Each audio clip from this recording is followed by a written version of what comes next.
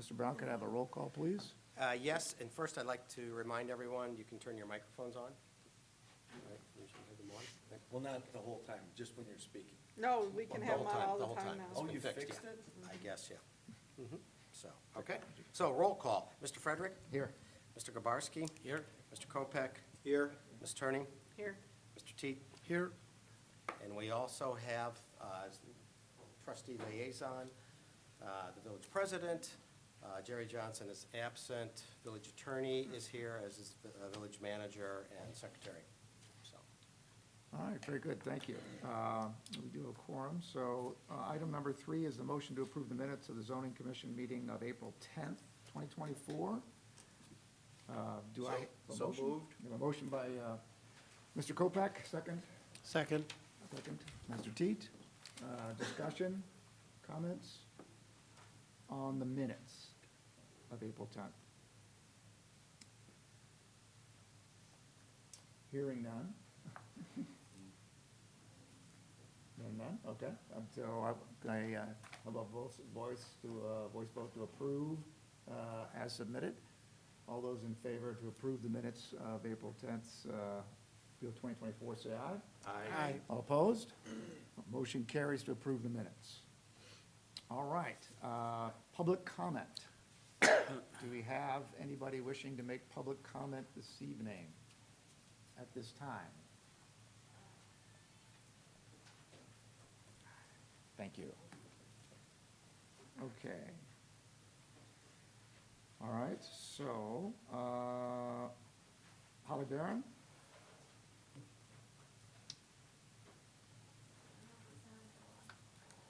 And where's my phone?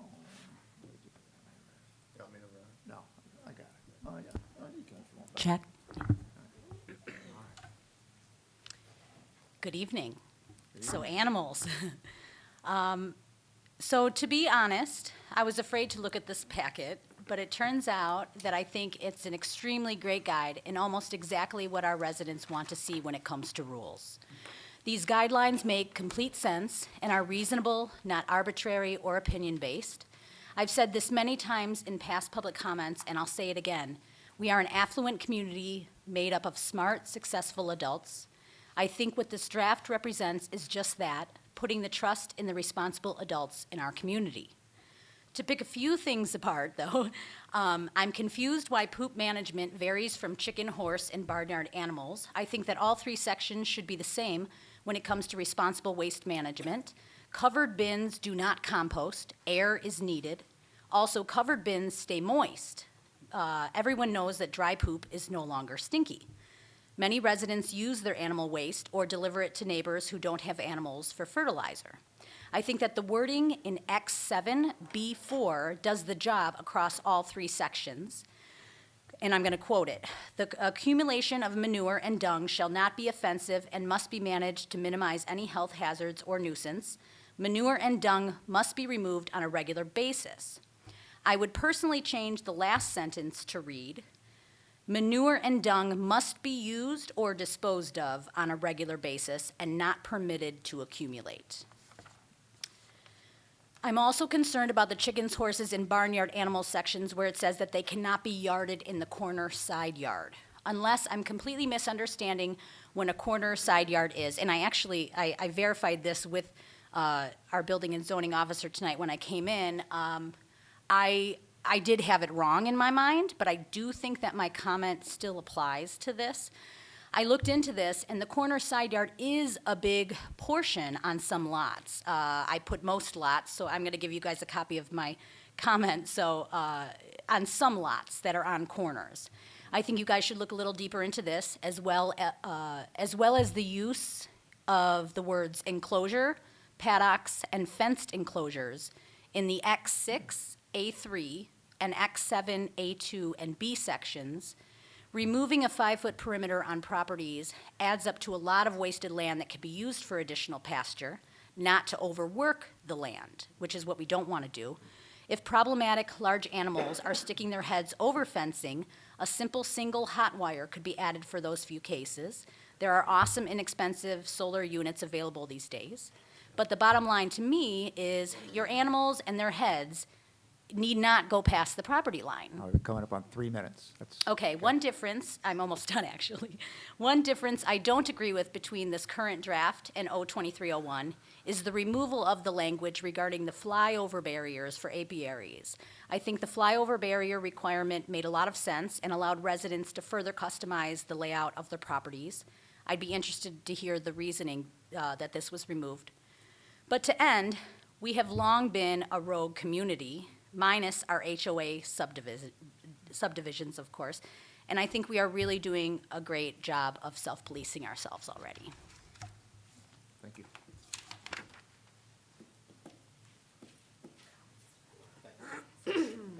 Amanda? Yeah, thanks.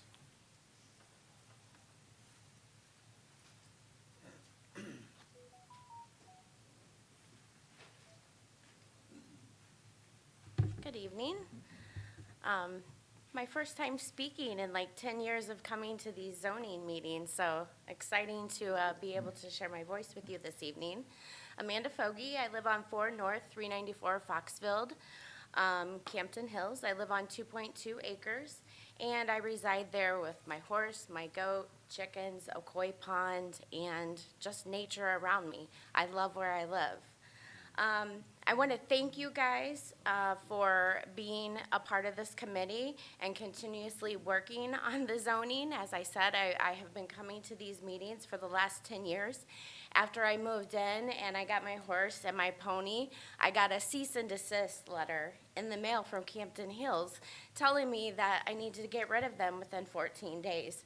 I was pretty upset at that time because I bought my property as equestrian property, the bridle trails that are around us. So lo and behold, the community rallied around us, and we were grandfathered in, thank goodness, and we've been able to live the self-sustaining life that we want to live on our property.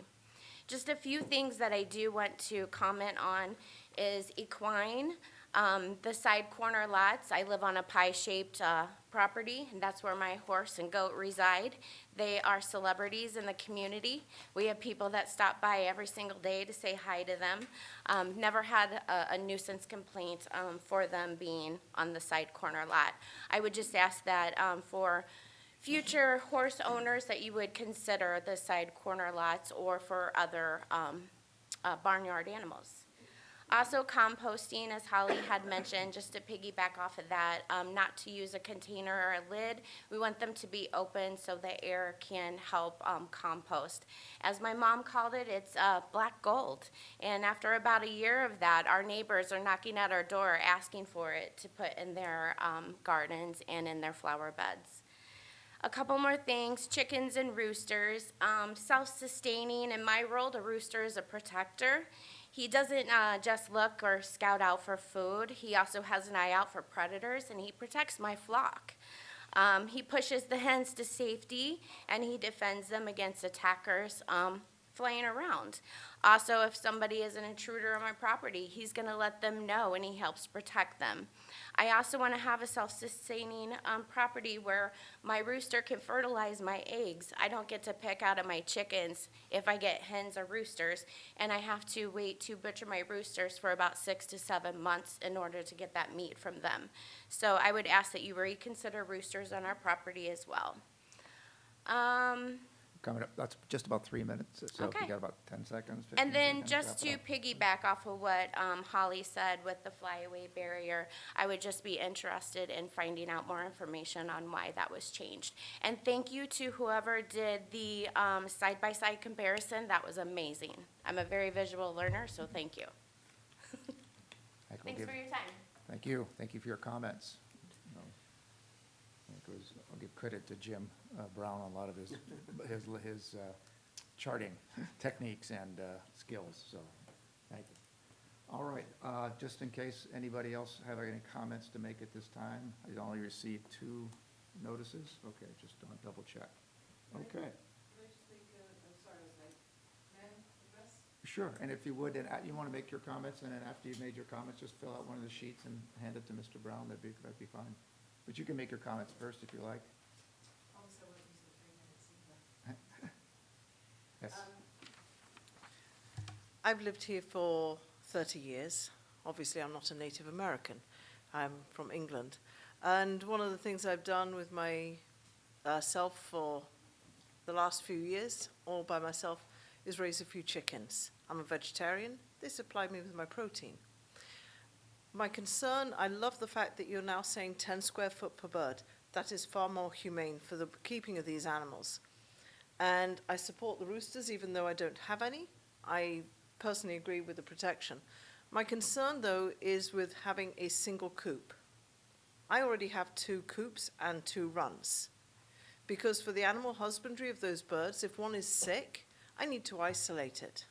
If I'm bringing on the young pullets to add to my flock, if I put them in as young pullets, they will be butchered by the adult hens. So I would prefer the wording to say, instead of 60 square foot for a coop, if there could be 2 coops, totaling no more than 60 square feet. That would allow for that husbandry of sick animals, to hopefully return them back to the flock, and the raising of youngsters, and to safely introduce them to an adult flock. Thank you. All right, thank you for your comments.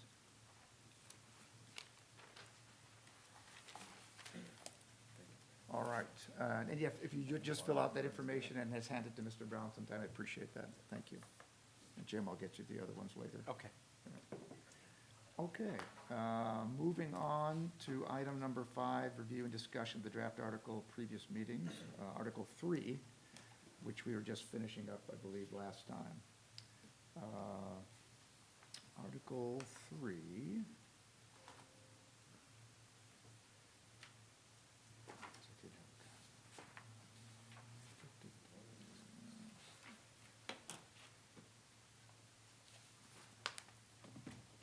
All right, Article 3, which is on page 9 of 35 in your packet, page 1 of 3, Article 3.1.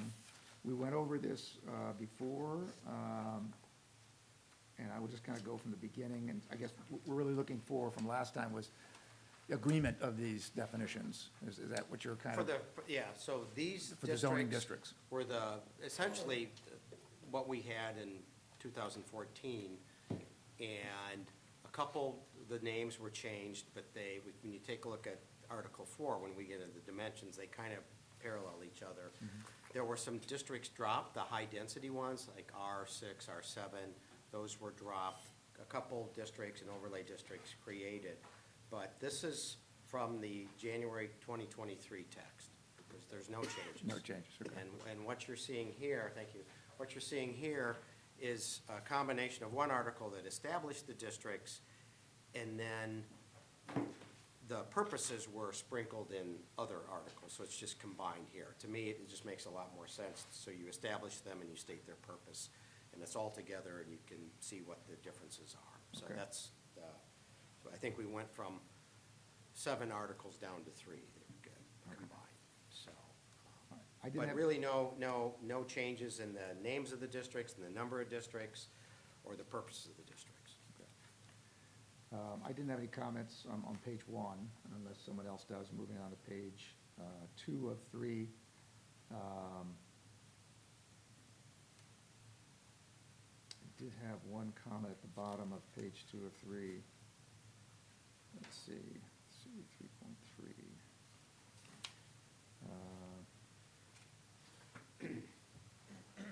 Okay, I think this is I'm just looking at my notes. So my note is looking at 3A2, the last sentence in 3A2. It says, any land, which is the bottom of page 2, any land lying within the village, but not shown on the official zoning map as being included within the district is classified as the F farming district, all right? Now, I think I made this comment before, but I just want some clarity. If you go down to the next page, under 3.3 annexed land, similar but different, it says any territory annexed into the village is upon annexation zoned as RE1, residential estate district. So we're saying we're getting 2 different zoning classifications. One's for, I know they're different. One, if it's not on the map, is one thing, and one is, if it's annexed, is another. But why would we just default to one? It sounds like we're defaulting to one, so I would assume we would default to F farming. Yeah, Or- this is from the current text, the 2023 Yeah. text. I left it, but you're right, and I did note that. I left it alone. I thought maybe there was a backstory there that I was unaware of, but almost every zoning district will have a default zoning for the annexation, which is really the most restrictive word I was looking for. And then you annex it, and then you rezone it the same night. You know, you've had the Well, rezoning. RE1 isn't the most restrictive zone. Well, that's, yeah, Yeah. that's, maybe it should be, one of these should be changed then, so.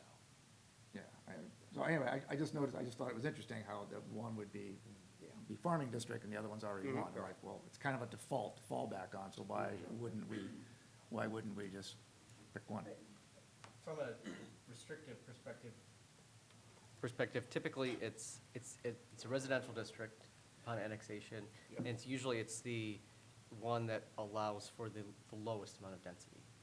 So I think, if I'm not mistaken, RE1 Yeah, would yeah, would yeah, drive the for lowest, that. yeah. So, and that prevents from property being annexed in, and then suddenly a large subdivision could be built. Now, obviously, anything like that would need a PUD anyway, and most annexations that do anticipate a larger development are usually structured in that manner, like Mr. Brown said.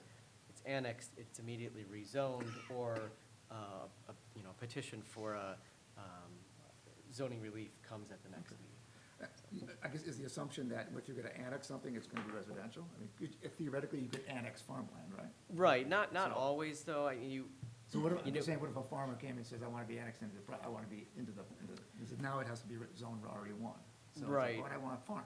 and in an annexation agreement, the village You can can change agree it. Okay. with the property owner as to what the particular, like, if the purpose right now is farmland, or is agricultural, more likely than not, the owner's not gonna wanna come into the village if they wanna maintain that use, unless they're allowed to keep that zoning classification. Now, if they anticipate a development, then typically that goes hand in hand with some sort of courtesy review or a preliminary review on zoning. The other reason why you have typically your most restrictive residential district is so that a property couldn't be annexed in and then suddenly change hands, and a commercial development could be, or a commercial use could be a permitted use under the code, where it would be in a less restrictive commercial district. Yeah, in a residential district, you're gonna have to have a Right. zoning change, a map amendment, or a special use to have that type of Okay. more, Alright. less desirable use Alright. allowed. All right. And normally, the way I've ran this is, if you have an annexation petition, there's normally an annexation agreement that's worked out ahead of time. I'll hold the public hearing for the rezoning prior to the annexation, even though we don't actually, it's not in our territory, we have a hearing on it. And then at the village board meeting, there'll be 3 actions. The annexation agreement is approved, the annexation is approved, and then it's rezoned. So those 3 things come in sequence, so there's not like a opportunity normally for someone who has this zoning to start doing something on it, you know. It's all Alright. done, it's all agreed upon ahead of time per the annexation agreement. All right. Ralph, I'm sorry. Yeah, go ahead. I need to go backwards. Sure, that's fine. Just back to 3-1A on the residential district. 3-1A, yep. What value are we determining of using estate instead of just residential district? Is that based on size? Yeah, in the previous ordinance, I think had something similar. I think may have actually flipped it and they called it Yeah. estate residential. Yeah. And they just flipped the term. It's just large lot, single-family large lot. Okay, And so the then- regular Yep, R I'm with you. zoning, yeah. So the terminology on the large lots is single-family dwellings on relatively large lots of X. Right, uh-huh. 4 to acres. 1.4. But we're using the same terminology for the smaller lots. Mhm. I wouldn't consider a 5,000 square foot lot relatively large. So I think we need to remove the relatively large lots, and you can use the distinguishing difference between the estate district and just the residential district. Since they're smaller in size, I just don't think they should be called They should all be called relatively relative. large Yeah, lots. yeah. relatively I large. can take it It's out. all perspective, I guess, but I Yeah. would, I would agree. 5,000 square feet might be very large in some places, but Not here. yeah, yeah. So perhaps removing, and I think a Yeah. good cutoff line might be just the residential district versus the residential estate district. Yep. Okay? So we just a grammatical correction in that. That's a good point. Okay. Makes sense. Chris? I was just going to ask, and I didn't ask this last time, but thinking about it, under A3 for RE3, it starts at 1.25 acres or more. Is there any history beside, as to why it's 1.25 and not just one? I was just curious, because you got like 2 acres or 4 acres, and everywhere else it seems, aside from when you get into the square feet, it just seems round numbers. I just didn't know if there's any history behind that, or, I think there's some, if you look at the zoning map, there was some 1.25 developments Yeah. that were predominantly all that 1.25 to 1.7. So we just kind of, I think that's what they historically did, is looked at those lots. okay. All right. Anything else on page 1 or 2 of Article 3?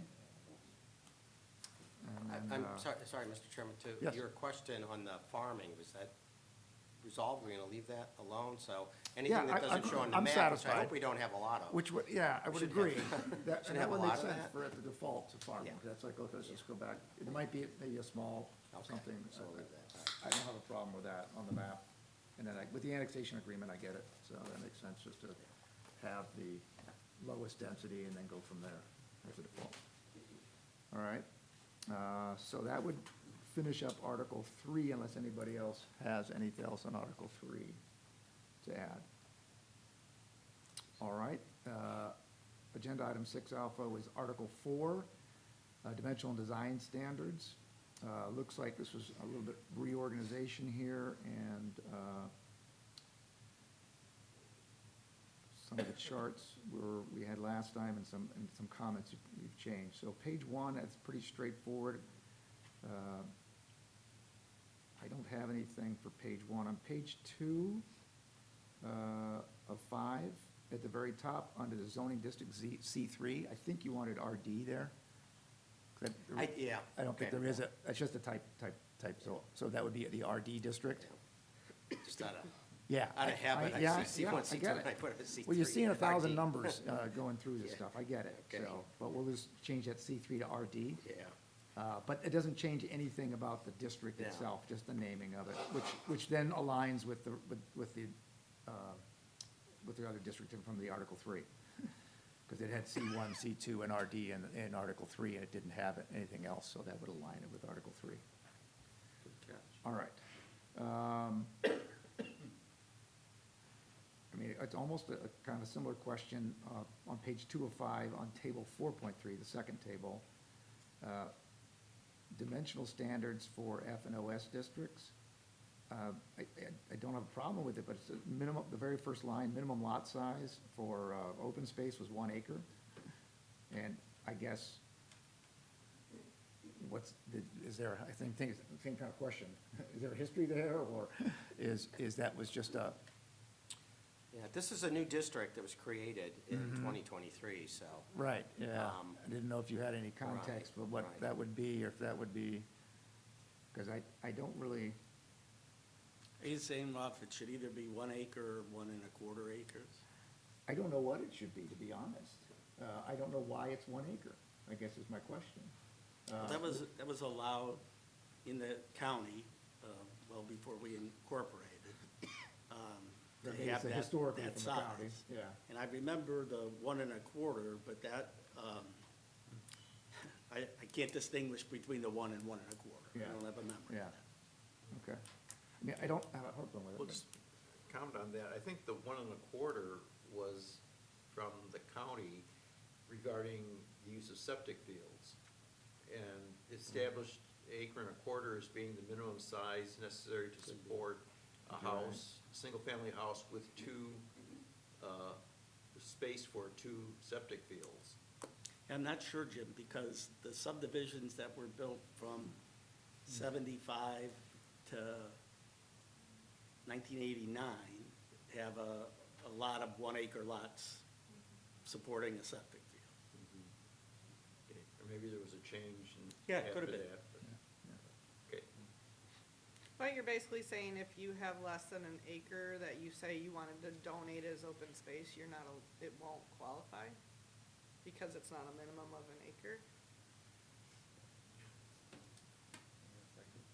It says minimum lot area of 1 acre. Yeah, I don't know. That would be a practical effect. I don't think that'd be our intention, but. On one hand, it does prevent a developer from coming in and going, oh, I got this little piece here, yep, I don't want to deal with it, I got this little piece, you deal, you know, where at least you get a usable, and whether it's an acre or half an acre or whatever, you get a somewhat substantial size parcel rather than the 4,000 square tidbits foot. and the Yeah. leftovers that they don't know what to do with. Well, but if you're designating it as open space, it shouldn't necessarily have a use per se, right? Right, and that might be more considered for a private open space use. If it's donated to the village, for instance, a governmental use, it doesn't matter what size the parcel is. I mean, somebody could donate a strip of land or As an easement or something. right, or just a corner lot or an unbuildable lot in a subdivision could be donated to the village if the village wanted to take it. Right, So it wouldn't matter the size. okay. All right. They have those. I think we should leave it as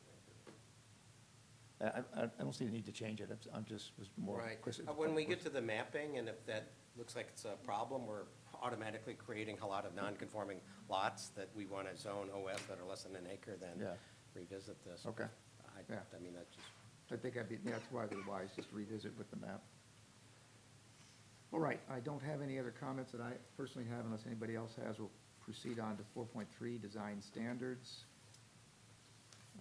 Looks like some of the comments we've had from the last meeting are in red. And then I see nothing on page 2 of 5, and then looks like staff comment comes under page 3 of 5 in the yellow box. And it really comes down to different materials, and I've got several comments on here about I think it doesn't really matter, it's the T1-11 composite plywood siding, which I understand, it rots, it's very susceptible without proper maintenance, rotting and so forth. I did a question about vinyl.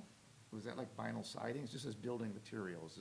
yeah, and this is, again, this is just for, it's not for homes, it's just for commercial. Just commercial? Yeah. Okay. These guidelines, it didn't state that in the 2023 text, but it seemed, but what they were talking about was aimed at commercial development. So I specified that here. Again, we can change it. Right. We can Jim, I'll allow tell you- vinyl. I mean, Well, we need to be more descriptive, because plastic and vinyl is interchangeable, and I spent Right. most of my career in non-metallics. So vinyl could be considered plastic, and plastic can be considered vinyl. I think Right. we need the actual composition. And I know, as you probably realize too, that materials are changing all the time. Yeah, So some has to be some kind of a broad, but I understand where you're coming from. Just to take a step back, I kind of jumped ahead went into a specific. One comment I had was under C, building materials, when we crossed out the, up to 30% of the facade and then replaced it with the materials listed in this paragraph shall be limited to 30% of non-window areas in any building elevation. The previous cross-out talked about the facade, the front. This one does not. So I wouldn't want that to be interpreted as that's 30% of the entire building or exterior. So should we reintroduce the word facade? Because I think that's the intent, right? Yeah, I mean- Or was there something else behind that? to me, again, being pedantic, facade to me just means the front elevation, the front of the building. Right. People they'll talk about the side facade or the rear facade. To me, that's inaccurate. Facade is just the front. So in my revision, I just said on any building elevation, which would include the front of the building, which I would call the facade. That's why I don't like that, along any facade. Okay. That's why I thought that was just more specific.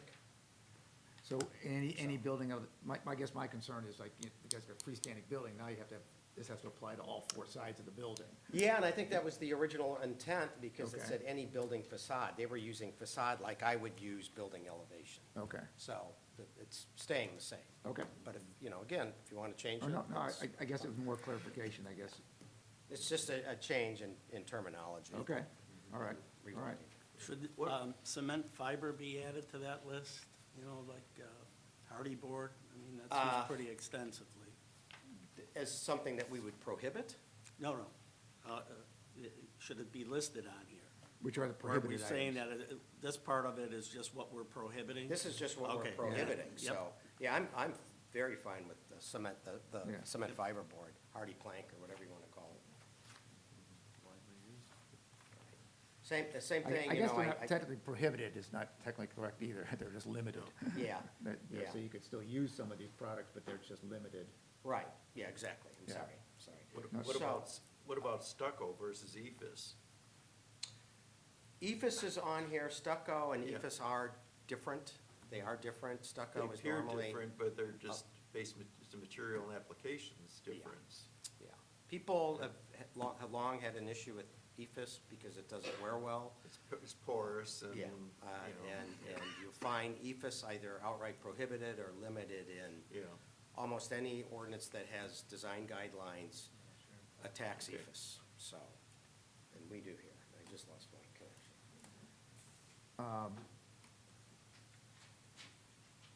So then I guess that with the regard to Mr. Gabarski's comment of plastic and vinyl, I mean, it's still allowed, but just limited. Is there some type of guidance? There's a big difference. Yeah, so is there some kind of guidance you could provide, or? Well, I or- mean, just, Or a suggestion? people consider fiberglass plastic, and it's not. So there's just a lot of different materials that fall into this category. So I mean, we have to reference a building guide for what's, typically used, and then how that's identified. Vinyl siding's pretty common, and Right. and vinyl is a plastic, but saying plastic is like saying metal. There's a lot of different variations. Sure. And I don't know if we want a. I'm just saying it needs a little bit Yeah, more, yeah, not a yeah. lot more, but a little bit more. I'm afraid we're gonna get the building materials encyclopedia of materials, Right. and we're into a gigantic list, but I. A little I more, take- not, yeah. not a lot more. Okay, I take your comment. Jim, I don't know how to get, I'll look at yeah, it, but just I'll maybe look just at take a look at, maybe just trying to expand the definitions of those a little bit more, so they can, Yeah, I'll take a look. so. If I got any questions, I'll call Joe. Maybe if the grouping was, synthetics or some other grouping Polymer. terminology. Polymers or Polymer, something. yeah, because, I agree, calling out plastic and vinyl is kind of nebulous. Yeah. Like you said, like metal. Yeah. It's metal, so, Aluminum versus steel. okay. Well, I struck that from the list, partly Yeah. for that reason. Okay. And I will add, you see my yellow box up there. Metal panels now, they're actually quite attractive. There's, been advances in design and aluminum and metal panels. Yeah. I'm not sure we necessarily want to limit that. I've seen some actually stunning buildings that are all metal or aluminum panels on the elevations. So I'm not sure that would be something that we necessarily want to limit. Maybe it's calling out galvanized as Yeah, being prohibited, but. Yeah. I will say, if we were to do some type of large commercial development, either through the annexation agreement or if it was a PUD agreement, we'd have another crack at defining Yeah. Right. more specifically what would be allowed and not Yeah, allowed, right, so. right, okay. And galvanizing is just an additional process. It's still Yeah. steel. Yeah. Right, but it's a finish as Anodized, opposed it's to. just Still anodized. steel, though. It's anodized steel. Yeah. All right, so just a few more, maybe just expansion of the definitions there for Yeah. Mr. Brown, all right? As you get your technical stuff. Yeah, I going don't back know. I there. did that last meeting, so. Yeah. Roof mounted. Oh, there it goes. There you go. Page 3 of 5, then just continuing on, section D, under roof mounted mechanical equipment, just some of the changes there. Have no real comments, just enclosing the stuff on top of the roof. And then if we go down to the next page, 4 of 5, I think this is where we get into some more discussion of the general building design standards. And from the staff comment there, I see, it only looks like it affects a couple of the boxes, the first couple boxes, but I get what you're saying, when the language of changes in wall plane, wall texture, masonry patterns, column and pillars. You know, I understand the intent Right. of what they're trying to do here, is we're trying to avoid a flat piece of poured concrete. Right. You know, that's either done before, so, or pre-made or something just slapped up there and then painted. So I get it. So I think there should be something, is my opinion. There should be something to try to prevent just a slab of concrete put up on 4 sides. I don't know if this is the best wording on it, but I look at it and, I don't really have a problem with it. It's not the, Yeah, all right. I don't know what other people think. But I think you can always get in a variance if there's something like, look, this is unrealistic or something, but it seems to be that they're trying to make the appearance not to be monochromatic Right. and just aggregate or slab concrete. So, I mean, I think you need to get more specific as maybe plain or flat concrete, because, you know, like I said, whether it's, you know, aggregate, whether it's, you know, painted, textured, patterned, there's a lot of other ways of making concrete look very attractive, and especially with patterning. I mean, you can make it look like a brick wall. So, and because it's, you know, so efficient in terms of construction, it would be, you know, viable for many, you know, commercial projects. Not necessarily that we've got those coming up, but concrete is, I think, a reasonable solution, and it becomes down to what is the finish and how is it done, so. yeah, Jim, maybe that goes back to the dialogue before. Yeah. There's a difference between the material of construction and a finish. Yes. On top of it. Exactly. And there are two different Yeah. subjects to look at. So, just like when you pointed out the galvanized, that's an additional process on steel.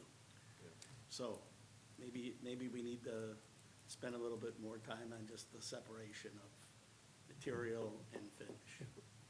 yeah, that's a good point. So if you look at the way it's written right now, the very first line of the table on page 4-5, which says, when visible from the public right-of-way, because the word facades should include architectural features to avoid the appearance of blank walls facing the street. So that's pretty general. I think that gets the intent across, right? These include, but are not limited to, windows, changes in the wall plane, at least 2 feet, changes in wall texture or masonry patterns, colonnade, columns, or plasters. So it seems to be fairly general enough to give them some ideas of, and I think our intent is clear that we want to avoid the appearance of blank walls facing the street. So that, I think that word architectural is important. architectural features, yeah, architectural features.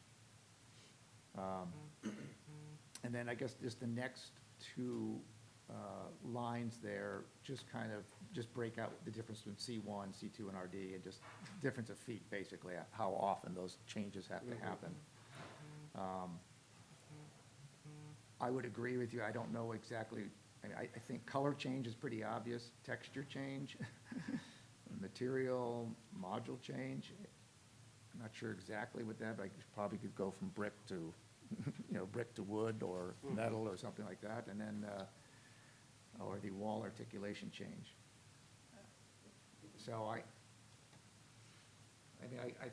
like the way it's written in the beginning. It just says it wants to avoid blank walls, I think, and that's the overall overall goal that you want to try to avoid. So I don't know if you want to get much more specific than that. Yeah, I think good example of this is when, you know, the fire station was put in, that the original design was gonna be a metal building, floor to ceiling, and, under pressure from the village, they relented and did the brick facade at the bottom and color, Okay, and yeah. made it a lot more attractive. Yep. Okay. I really don't have any specific changes. I kind of like the general intent All of right. it, so. Take what Joe said and try and work on that. Okay. Okay. And the other portions of that, so that's the rest of the, that on page 4 or 5, and then page 5 of 5, the table there, 5.1. Sorry. They both have the same, I guess it's just a continuation of the same Yeah. table? Yes, same table, 5.1, table 5.1, so, that's just the transparency of the windows and stuff like that, and then either green roofs, and that's fine, it's just encouraged, it's not mandated roof design, so I don't have a problem with that, anything on page 5 of 5 either. What is blue roof? Water retention, Water or retention, either, okay. either retaining water, or temporarily to reduce the flow, or either permanently for cooling and heating. Okay, thank you. Yeah. All right, any other comments or concerns with, that would be the end of Article 4, Design Standards. And hearing no further ones, we'll get into Article X, the future article to be named, Keeping of Animals.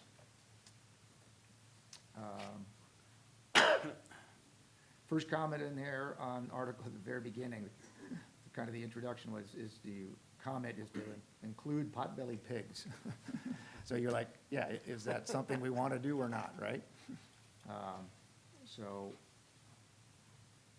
Well, I was just thinking, can't we just do including but not limited to dogs, cats, rodents, and reptiles, and leave it kind of a little bit vague?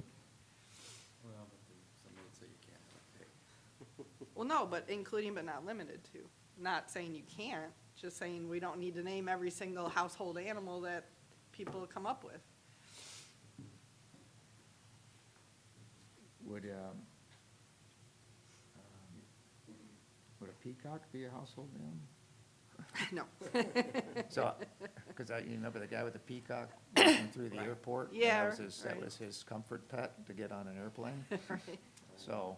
That was yeah. me. So, I mean, I think there's, like, I'm just thinking all of a sudden someone comes up with, Yeah, I know. a python or whatever, I don't know. Well, that's a reptile. Yeah, Yeah. okay. But my point is that, Salamander. Yeah, right. Amphibians. What, I just have a question here. What determines whether a pet, or a quote household pet, is an exotic that should be, that's banned? Is there county regulations? or State and, Okay. state regulations. on So the exotic. state has a priority list of animals, for example, the issue of servals. Right, I believe so, right, Carmen? The state has a list of exotic. Or yeah. federal. Yeah, or federal. But that kind of is County. my point. You don't have exotics listed. I mean, there's other animals that Right. aren't necessarily, included in dogs, cats, rodents, and reptiles. Yeah. So if we call out potbelly pigs, what else? There's other exotics, there's other types of what you would consider household pets that aren't exclusive to this list. Well, I wouldn't consider a potbelly pig typical, though. Well, that's my opinion. Yeah, yeah, or maybe in your neighborhood, or, your experience, yeah. right. And are they kept inside? They can be. They- There's teacup pigs. Typically.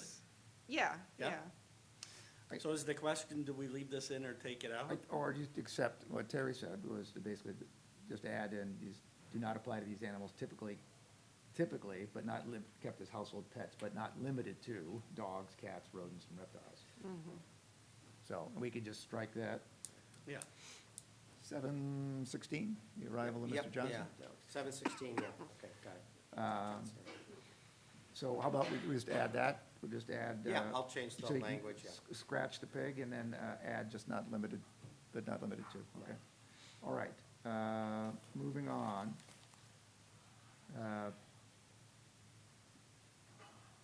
Okay, I've got a comment on here under X2A. There's a red line, or red, it's an additional, the keeping of, let's see, the keeping of bees, chickens, equines, barnyard animals is permitted within the district subject to the provisions of Article R2. So you can keep horses, which I would think the largest of the animals we're talking about, down to R2, which my understanding of R2 is 15,000 square feet, about 2/3, Yeah. about 70% of an acre. I'm not a horse owner, I don't know, but it sounds like a three-quarters of an acre is generous. Is that a lot of space for a horse? I don't know how, so my question basically is where do we make the cutoff? R1, R2. R1, I believe, is 30,000 square feet. Right, No, I'm sorry, R2 is a third of an acre. yeah. It's about a third of an acre. That seems awful small, a third of an acre to have a horse on it. So R1 is 30,000, so that'd be about three-quarters of an acre roughly, 70%, something like that. So that was my question. So I just didn't know where the cutoff was, and like I said, I'm not educated in healthy lot size or healthy area that a horse would need, and I understand there's ponies and there's Right. draft horses, they're bigger sizes and stuff, but I get that. There's an older subdivision that James and I did visit that has a bridle path behind it, and they are smaller lots. And their paddocked area and their little shed for their ponies or horses, it's very small. But they've existed for since it looks like 60s kind of housing, and they've got a bridle path separating the backyards, and They make it work. they've not been on our register for issues, but they've had long-standing, Yeah, before the village Yeah, I was just existed, curious. they created that why- subdivision. Yeah, I why mean, is- it's definitely tight. So we didn't there's wanna no make them question, but, outlawed, you Yeah. know. Right. Well, you wouldn't make them outlawed by No, this, would but- you? Maybe they just be non-conforming, right? So. Yeah, but the enters all kinds of Is fights. that bridle path a common area in the subdivision, like dedicated through the subdivision process or PUD process? then? It is. Okay. Okay. So, Right now, horses, livestock, horses are allowed in the RE1, RE2, and RE3. This adds the RE1 and RE2. So we're going down a little more permissive. We can change that, we can go back to where it is now, like just the estate residential. And I just raised the issue. I don't keep bees, I don't know a lot about it. I do know there are communities that have allowed beekeeping on relatively smaller lots, 10, 15,000. Well, personally, I feel like chickens should be included in that as well. I mean, if you have Okay, a yeah. 5,000 square foot yard or lot, there's no reason you can't keep a 60 square foot coop Yeah. with a handful of With chickens. the run, Mhm. too.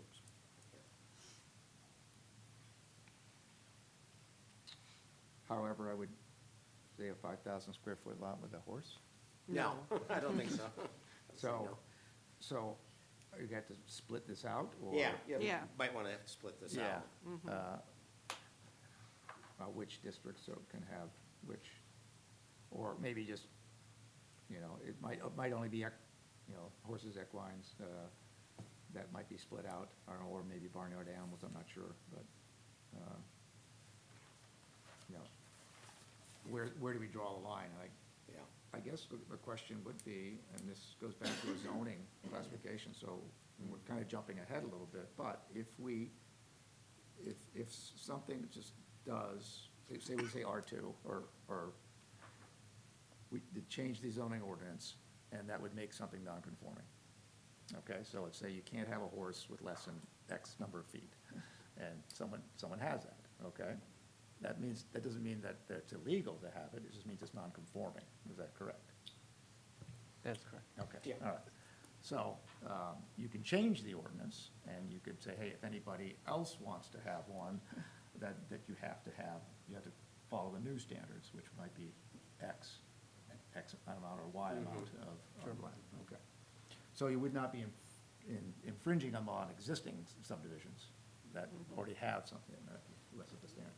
One comment I had or thought about this was there are potentially, and I'm not sure how that subdivision with the bridle path was enacted, but there may be covenants or restrictions when, or, you know, through the PUD that allow that on a smaller lot. So I would, adding some type of language in this where, you know, where this ordinance is moving forward, or as previously approved in the PUD or the, you know, covenants and deeds restrictions, where maybe it was allowed at one time, so maybe that would cover those other subdivisions where maybe it isn't, you know, maybe it's a, I don't know, 14,000 square foot lot, so it doesn't, you know, it's not R2, it's R3, it's R4, but if it was previously approved, even though I know it's still legal nonconforming, at least moving forward, it's, you know, it may be referencing that, I guess is what I'm getting at. Right, if there were a previous official action in the village to allow a particular use on a,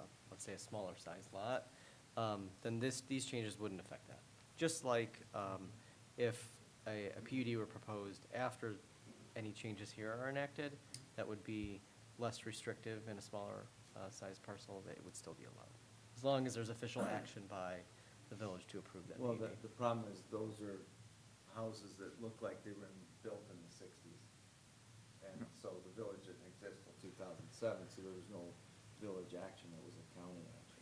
Right, but those would still follow through. If there was a PUD approved by the county back then. Sure. Going by memory, I thought there was a 2-acre minimum for horses under the county. I think it was they had a permit, it's like 1 1/4 and 1.5 or something like that. Yeah, I think the way the ordinance was written was 2. Yeah. Yeah, but I think there was an exception. Maybe a I think there was an variation. exception to that. I think all I was just saying is maybe then, you know, like after the and R2, we say, or as previously approved in prior PUD, or we had put some language, and I forgot to look what it was previously, but. Prior zoning? No, in the previous planned unit development, or as previously allowed in a PUD? PUD approval or something like that. Now, Just the for extra county- clarification. You know, I Yeah. know it, Yeah. we all know it kind of allows for that, but at least it might get people to think, oh, geez, is this a PUD? Well, what does that say? And then they could look it up. Yeah.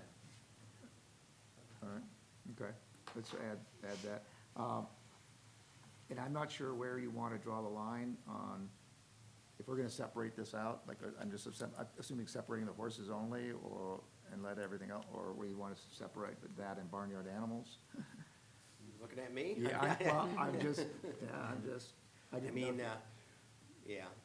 What is- I would say, you know, if we run down this list, in the there's no debate or no issue in any of the residential estate, RE1, RE2, RE3, for any of these, bees, chickens, horses, barnyard animals. We're all in agreement right there. All in agreement with RE 1 through 3. So then the issue becomes horses in the R1 and R2.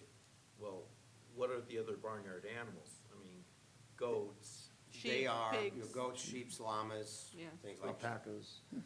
but now they're almost getting to be ponies, which are horses. So, I mean, that barnyard animal, Right, we're gonna cover barnyard animal, I'm just going through okay, horses first. okay, I'm We're just gonna- saying, wanna we need. Go through this, As we're we're gonna starting get to there. make a So- statement here with barnyard animals in this section, Right, but we're working to split this out, so if we Yeah. wanna split it Yes. out, Yeah, that's, so so I'm just going through. everything's in R1, One thing RE1 at to a time, RE3. and Yeah. I just picked horses to start with. The first sentence, Jim, in Article X, does have it separated. Right, so the keeping of bees, chickens, equines, and barnyard animals is permitted within the following residential districts, and it goes RE1, RE2, RE3, R1, and R2. So we've already decided that all of those categories are fine in the RE1, RE2, and RE3. So my question now is, are horses, equines, donkeys, whatever. Do you want those in the R1 and R2 as well? Let's start there. Now, just for clarification too, just make sure it understands, R2 is 15,000 square feet. Yeah. Which is about roughly a little less than a third of an acre. R1 is 30,000 square feet, about 7/10 of an acre. So just for some relative idea. I mean, I don't think guess it should be less restrictive than, what we've had before the village was formed. I mean, it shouldn't be a smaller square footage than what a lot of the, homes were built under before the village was formed. Well, I guess you could look at it this way too, is that with the developable land that's out there, if you have this vision, an idea, a choice of what would you prefer, it's that you could make it you could make it have to be larger. You wouldn't have to make it the same. Yeah. And so I think that's kind of what we're looking at, what's the vision moving forward, not looking at what's already been done. I mean, I guess you're looking at done it for historical reasons, but you could say, hey, I think in the future, this is what we'd like. And that's the way I look at it. So would I want horses on 30-acre lots? Personally, I'm not an expert in it, but that's not something I would think would be a good thing, but. Right, I mean, ideally, no, Yeah. that's a little tight for a full-size animal. But again, if you're including equines, I mean, obviously, there's ponies, donkeys, some of those Yeah. smaller animals, yeah, they'd be fine on a third of an acre. So you can't really delineate that, you can't get that nitpicky, I think, to break down equines into the smaller, and if, I think to avoid an argument, historically, if there are R2 designated size lots that are already existing in the village, just for sake of, well, so-and-so down the street already has it, the village is just gonna end up with a fight on its hands. I mean, I understand what you're saying about going forward, but Yeah, I think if it's already established in the community, just to keep it included, That'd then be it's gonna subject be to up to the- that landowner to maintain that property, I think it's what's the vision of the village going forward? I think that's the way I look Right. at it. What do we want as a village, so. Now I forgot that question, I'm going back to this one. Was the subdivision you talked about under an HOA? I don't think it had an active HOA still, because the complainant that brought us out there was like, well, I've been here since 68 or 70, and this couple behind me now has got 4 ponies, and it used to just be 2 ponies, and now there's Yeah. excrement that I'm worried about. But there's a bridle path, so the intent of the layout of that small community, definitely, and that's why James and I talked about what Holly brought up about the management of manure. When you have a small lot, you better manage your manure better. I'll throw out my thoughts, see what you guys think. I would just like to strike R2 for equines, and I'd allow it in R1, but not R2. That'd be my personal preference, but if you have a different opinion. go. Mine would be to strike R1 and R2. Okay, R1 and R2. Yeah, I'd go for R1, R2. To strike? Just strike. I mean, that way that any R1 size lot that has a horse today can have that horse yet, because that's the way we operate. But going forward, I don't think we want to encourage people to put animals on smaller lots. Okay. I don't think a 3/4 lot is unreasonable to have these animals. I mean, I think if you want to strike R2, I'm more on board with that, but I don't think R1's unreasonable to maintain animals on. What part of the village would have R1 size lots? Chris? According to the proposed zoning map, it's kind of scattered throughout. Yeah, So it's hard to say it's just one specific Yeah. area. But in looking at the map, there are some R1 zoned areas, according to the proposed map, that I believe there are people who have horses in those areas, so. Absolutely. On the flip side, and I don't know how maybe there's a way to try to, the minimum lot area is 30,000 square feet, but that's the minimum. So you could have a lot in R2 that could be 3 acres by some fluke of the subdivision, so. That's very true. So, I mean, and for instance, and it's the case in most of these zoning subdivision or the proposed regulations, you know, like with the RE3, it's, you know, minimum size is 1.25, but I know for a fact, because I live on one, where it's supposed to be RE3, I have an acre. So I'm gonna be a legal non-conforming lot. But this is moving forward, but I guess what I'm saying is when, you know, there are some of these lots in some of these zoning areas where they exceed the minimum, and they may have horses, and there are some minimums that, you know, where they're right at that minimum of 30,000 or 15,000, they probably have horses too, so. Yeah, for sure. That's a good point, because I know some subdivisions that might be very uniform in their size, but there might be a couple corner lots that are all of a sudden like twice as big or 3 times as big, so. I mean, That's why one, R1 would be good. and if we did the hard R1, or you could start trying to go down the path of square footage required, you know, so, hey, I do have a lot in R2 that's 1.5 acres, why can't I have a horse, you know?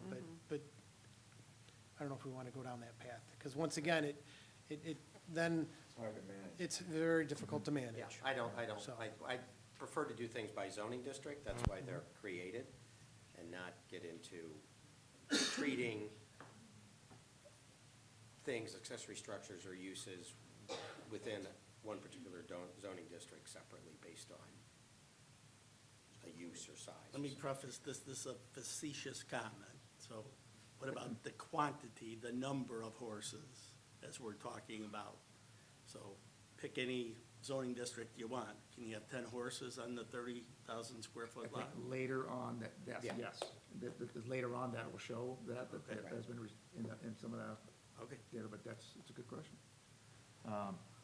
In line with what Mr. Brown was saying, the one other thing I would consider when you're looking at any of the zoning districts is also the maximum building coverage.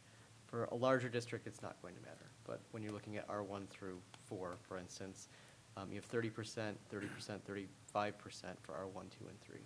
Now, granted, more likely than not, someone on a .25 acre lot is not going to have 5,000 square foot of you know, horizontal buildings, including the home, accessory structures, but they're allowed to.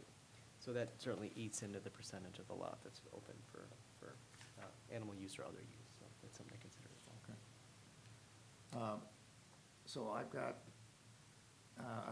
let me throw this up, we just strike R2 for now?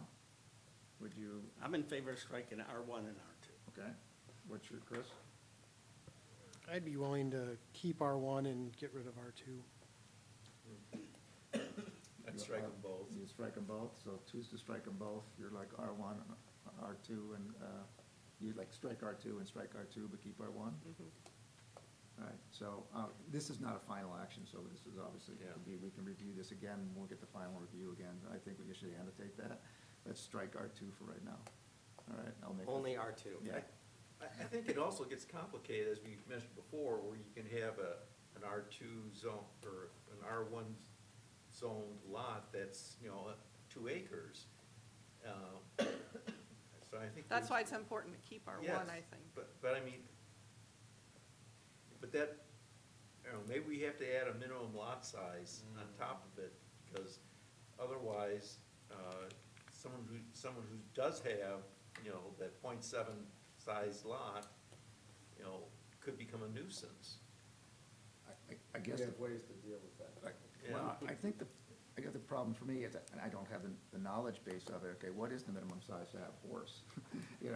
So could you do it on, does it have to be half an acre, does it have I to be mean, a 3/4? in an ideal world, it'd be great to have an acre for proper rotation of pasture and, you have a dry lot and then you have a grazing area, but can it be done on half an acre if you know what you're doing? Absolutely. So a lot of it's gonna be. Especially if you have a bridle path. that's open. Exactly. So, yeah. So it's not unreasonable to be able to maintain a horse on a half to 3/4 acre lot. All right, But for right- again, I think your statement was, if you know what you're doing, but. But that's the thing, That's someone assuming buying that- that lot, knowing they wanna have a horse on it, you would assume that they know how to maintain that property to maintain their animal. That's the assumption, that's where we get into all the problems with zone and code enforcement, where, it's vague enough that someone doesn't understand going in there what it takes to actually have a horse, they buy the lot, they get their horse, and then they don't understand the rest of the responsibility. Right. Um, Our responsibility is for zoning. Yeah, So we that's- can't, that's we our can't, responsibility. yeah. You Yeah. can't Right, so- judge somebody on So whether right now, we they're got like capable of 3 doing voting that to or strike not. R2 and 2 for 1 and 2, so strike R2, Okay, all right? And then, but make an asterisk. Oh, yeah? To Okay. revisit, okay? all right, I will. An asterisk to I will. revisit, because maybe things, as we go further on, we might go, oh, yeah, that's gonna be a bigger problem than before, or something like that, okay? Okay, if I may continue Yes. here? Yes, please. So I don't think there's any issue with bees and chickens in R1 and R2, so we don't need No. to have a discussion of that. And I think R3 and R4 should be allowed chickens and bees. That was my next question. I'm saving the barnyard animals to last. It's an odd There's a category. big variation. It's an in odd, that. it's an odd category. So no disagreement with keeping bees and chickens in R1 and R2. Yeah, and I think later on, we start talking about setback or the, you know, Right. setbacks or property, areas from the property lines and all that, that pretty much determines how much they can actually do, so I think it's okay, the way it's stated now. You would not want to add R3 and R4 for bees and Right. chickens. You would not. No. So No, you're R1, R2. disagreeing with her. Okay. Yeah. I'm okay with R3 and R4, including it for bees and chickens, because depending on the subdivision coming in, it may have an HOA, and HOA covenants and rules would prevent that or allow for that. So this way, at least, by allowing it in all the districts, if there is an area that's now in R4 and there's no HOA, or maybe the HOA wants to allow it, I mean, I think You know, to a certain extent, because we still have the minimum lot coverages, which would look at the coop size and the house size and all that, so I think I'd be okay with it, as long as you meet setbacks and things like that. Okay. Joe? One of the hallmarks of the area is what we used to call rural residential. It's large lots. I do want to ask, Barb, do you recall when you were on the county board, what the minimum acreage was to have horses? No? I mean, yeah, but I'm not saying this with full conviction, but I believe it was 2 Okay. acres. That's what I thought the value was. But, what was the original question? Yeah. I don't think so. We're on chickens and bees. Yeah, R3. right now, we're on chickens and bees, so, yeah. So So the chicken and bees, R1, R1, R2, R2, R3, R4, Yeah, any so- combination there? Yeah, I'm okay with All R1 four? and R2. R1 and R2, all right? So you're in for all 4? You're in for all 4? You guys, 1 and 2. 1 and 2 and 1 and 2. All right, The tiebreaker. there you go. I think chickens and bees would go all 4, all right? So that's what, like I said, we can revisit this again, but that's what I would say right now. All right, so we've done chickens, bees, The horses? last one is barnyard Barnyard animals. animals, okay. I'll read the The definition. definition, Thank how I you. grouped this. We can add, we can pull things out, but I just felt it was kind of the things that weren't as maybe big or potentially not as damaging to the environment or your pasture or whatever as say, a horse. So, correct me if I'm wrong, so on that, but alpacas, ducks, geese, goats, guinea fowl, llamas, swans, we could throw in peacocks as well. So it's just kind of this odd grouping of animals, includes birds as well as mammals. And that is, right now, the way this is written, that would be allowed, all of those would be allowed in R1 and R2, but not R3 and R4. So the first question is, do we want to allow them in R1 and R2? Do we want to split it up like we did with horses? I would think if we're allowing horses in R1, we would allow barnyard animals in R1 I as would well. agree. Right, be logical. Okay. The question is, if below that, would you Yeah. allow them in R2, R3, or R4 Yeah. for barnyard animals? Should we delineate from, hoofed animals versus Yeah, fowls? I don't know. Well, I mean, Yeah, we there's a, keep splitting. comparing a duck to a donkey just Right, is right. a little counterintuitive. Well, the donkey falls in with the equines. You know what I mean? Yeah, A donkey to an elephant. Okay. Well, and then you've got the designation of livestock as well. in Yeah, but some that's, of your- that's just in the farm. Farm. That's just for farm. Oh, the That's the agricultural cattle- context? That's the Okay. cattle and the hogs. That's why I had that question on the potbelly pigs. We were So that's- differentiating between hog and potbelly pig. So Hog that's, is livestock. Yeah. so the definition of livestock in the current ordinance includes horses, all right? And I just kind of split that out. I don't think cattle should be allowed in any residential district, or hogs, or like a big hog, you know? So, that's why I broke these categories out the way I did. And I got this odd collection of animals that I called barnyard animals, for lack of a better term. We spent a And, good afternoon defining it. Yeah. yeah, Because you and also going have through mini and we- cows, you right. know what I'm saying? So like, are you gonna consider a mini cow a livestock or a barnyard animal? You know, a lot of Belongs, those are whatever that pets. genus is, if it belongs in that, no, Yeah. just keep this simple. I would, and in the idea of keeping it simple, then initially I would just say that barnyard animals would be the same as horses, put them in R1. That would be my initial input. Okay. Comments or suggestions? The question right now is not in 3 and 4, but would you allow it in, and we would allow it in R1, so would you allow them in R2, 3, or 4? Is the question, would you allow barnyard animals in I R2? mean, 3, or 4? typically, 5,000 square foot lot. right, Four. and, I mean, based on the animals he's lumping into barnyard, they're far less destructive, they're not grazed to the ground. Most ruminants, they clip, they don't rip. Rip. Same thing with poultry. So I think they would be less destructive on the environment, and they can be managed in a smaller space, so I would be fine with R2 having that collection of animals. I would keep it at R1. Okay, I would say R1. okay. Just like say, you go to R2 and you throw a house and a garage, a detached garage, and you've got, very little land left. I'd be okay with R1. Let's go with R1. Just R1? Okay. Like I say, it's not final, but that's All right, where we're starting from, all All right? right. Okay, all right. So I will rewrite paragraphs A and B accordingly. I'll Okay. have to split it out a little differently. Yes, I'll do- yes, that would be great.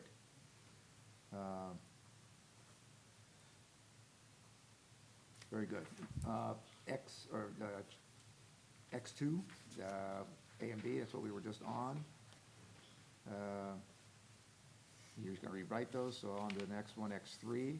It was just a grammatical, the very first sentence of our X3. Bees and aquaculture is permitted the OS, I guess it'd be in the OS district? Yeah, Or- uh-huh. Yeah, it's just a minor grammatical uh-huh. thing there. And that's on page 1 of 4, keeping animals, Article X. Seeing nothing else, page 2 of 4. I have no comments on this page, on 2 of 4, which finishes up with bees and then moves on to chickens. There was, now we'll make a comment now, of X5-3, A3, X5A3. The comment did come up, public comments about roosters. Yeah.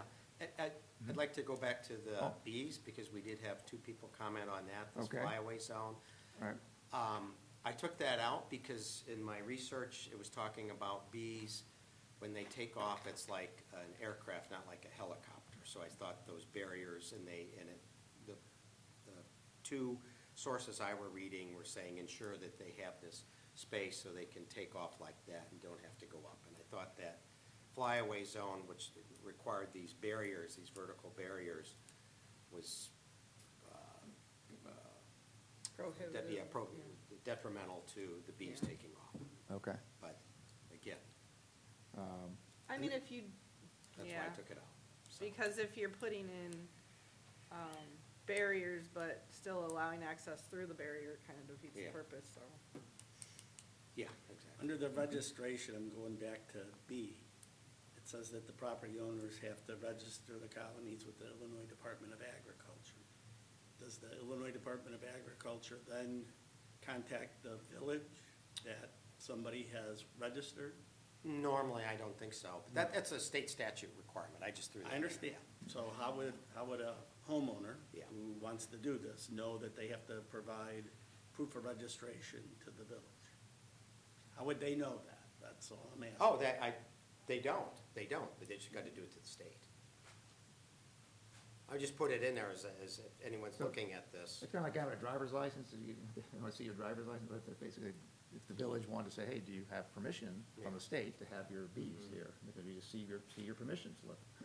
And that's what I think it's getting Yep, at. I mean, but this is putting the onus on the homeowner to provide proof of registration, so, Upon demand, It says upon demand, it's not like, okay, only if they are asked for it. Right. okay.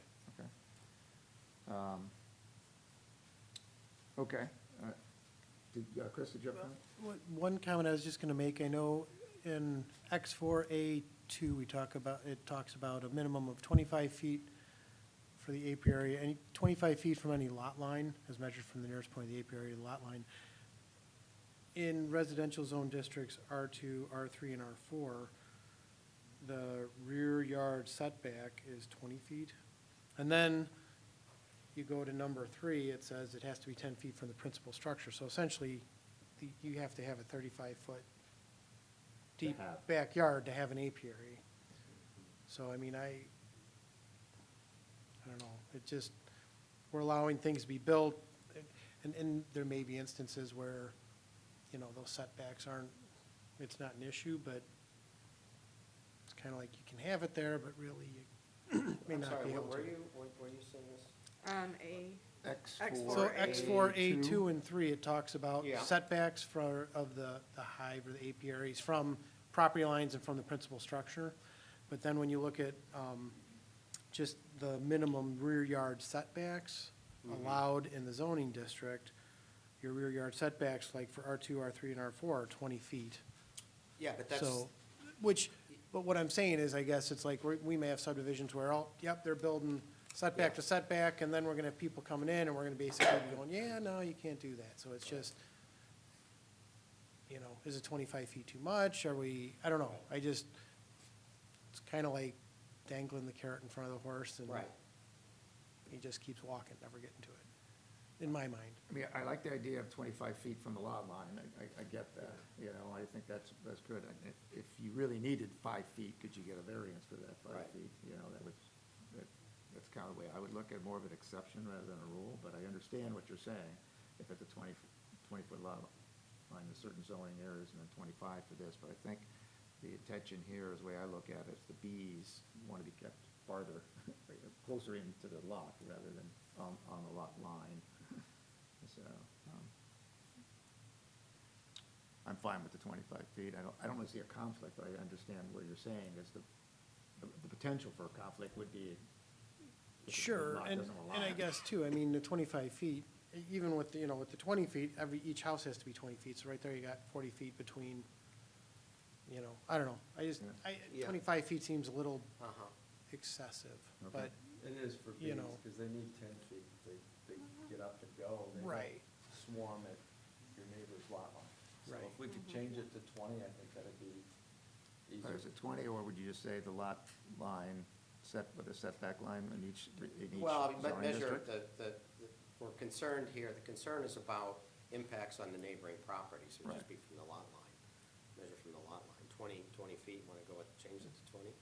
I mean, it seems like if that's the standard, then why In make, those zoning districts. Yeah. But in other districts would be, yeah, it's, the setbacks increase, I Yeah, mean, they like the increase. RE1, it's 30-foot minimum so rear it's a yard. 30-foot, So, then it's so not it's an actually issue, but less it's- than so then it should just follow the minimum lot line requirements of the, the Of zoning the- district. of the zoning- district. The zoning district. yeah, That'd be simple. yeah. Could we just do that? I mean, I could see either way, you could just pick one number. You could pick one number, specific to bees, or you could just say, whatever the Yeah. zoning Mm-hmm. lot, per the zoning, because they have to be in the rear yard, right? Right, I think they are the rear yard. Yeah, Yeah, It's written that way. permitted in, only in a rear yard, yeah. yeah. I guess 5 feet to a bee doesn't make much difference. Yeah. So, I mean, Do you want to change it to 20 feet, or you just want to do it towards the lot, according to the lot, the zoning lots setback? Do Rear you think we setback. should strike how close they put it to their own That's what building? I was thinking. Why do we need to tell somebody how close or how far away to put it to their own house? That's Right. kind of silly to me. Yeah, because that's their choice. Exactly. Why try to regulate that? Because they might put it closer to their house just to get it out of the wind or protect it from something. That should be Yeah. their prerogative, how close Yeah, they I don't want have it to a their problem own striking home. number 3. Like, we could strike 3. And I would think just maybe one setback of 20 feet from the property lines, then at least it's consistent. You're not zoning officer or Yeah, whoever, that's doesn't true. have to start looking at charts and what's Okay. the rear setback and all that. All right. It's one number, but. If we don't have any strong objections, let's just change it to 20 feet on item Yeah. 2, Yeah. and then let's strike item 3. Okay. All right? Okay. Bees, the one animal I've never had to go regulate a neighbor fight. They just don't cause Yeah. that much stress. Yeah, Right. okay. Very good. Unless you, maybe someone's neighbor's definitely allergic, but Down, I back guess to, that could cause down to concern. page 2 of 4, which would be registration, we did warnings. It's a basic Well, can we chickens. go back to the Yeah. chicken, again, back to Chicken. the waste collection? So, It's and- not always reasonable to have a fully covered container. That's just the way it is when you're raising animals. So, I've got a theory, but I understand what's the intent, what's the intent of fully covering it? I think to hide it or minimize smell, Odor. odor. Right. But essentially, you can potentially be causing more issues with Right. mold Right. and I other get it, things. just like compost, you want Exactly. air Yeah, okay. circulation, you know, Yes. you can have it So- covered, chicken wire or something like that, but it'll Yeah. allow air circulation. and- Exactly. Yeah, I get it. So it just, I think, again, disposed of in a timely and sanitary manner is more important than the covered container portion of that Yeah. requirement. It doesn't say timely. That's why I'm saying to Yes. add. Add, okay, Right. so what's sanitary? I'm asking, what would a sanitary or a non-sanitary manner be? Yeah, that's, there are certain things that you can't define, and our entire nuisance code reads like that. I mean, it's very broad. And the nuisance code covers things like waste, manure already, that's already in the nuisance code. And it's just, it's impossible to define, it's one of the things you know when you Yep. see it. And- Can I and ask, it's- and- Holly, can I ask Holly a question, because you had spoke earlier?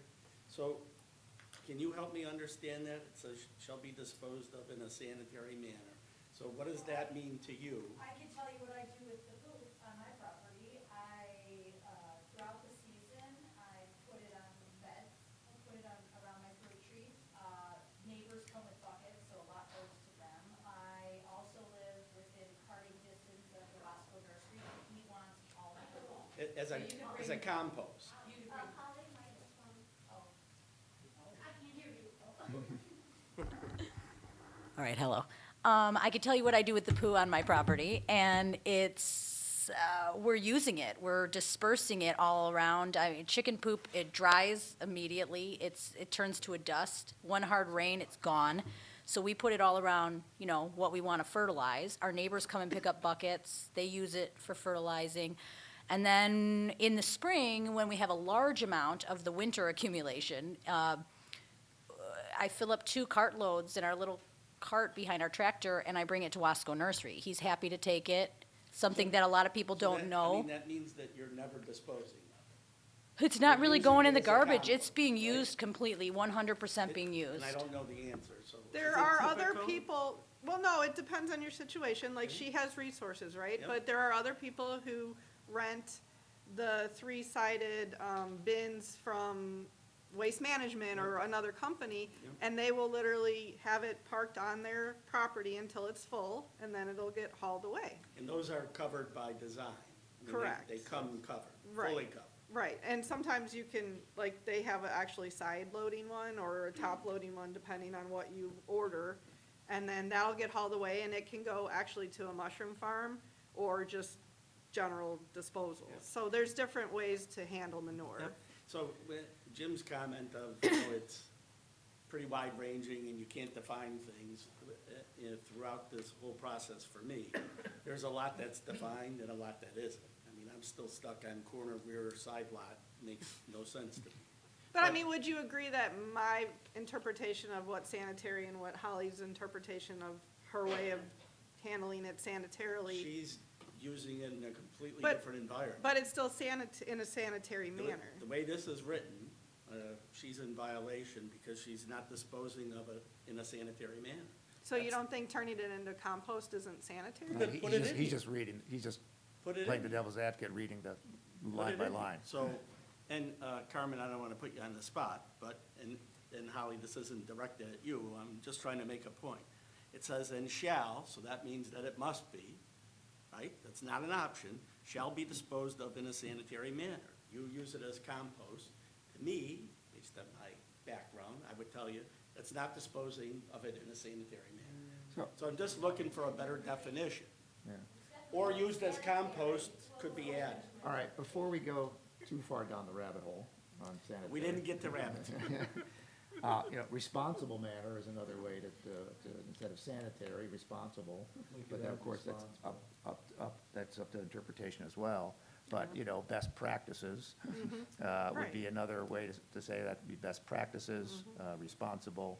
I think you can understand throwing it in the street is not responsible, it's Right, not or best dumping practices. it in your In creek your- in the Yeah, backyard. it's not responsible. I or- think if you added responsible and also I'm not following. to become a nuisance.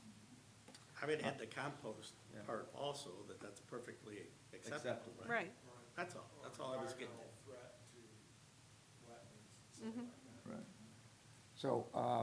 So for Jim Brown, X 582, reword that, to the effect of that all waste and produced by chickens must be collected, stored,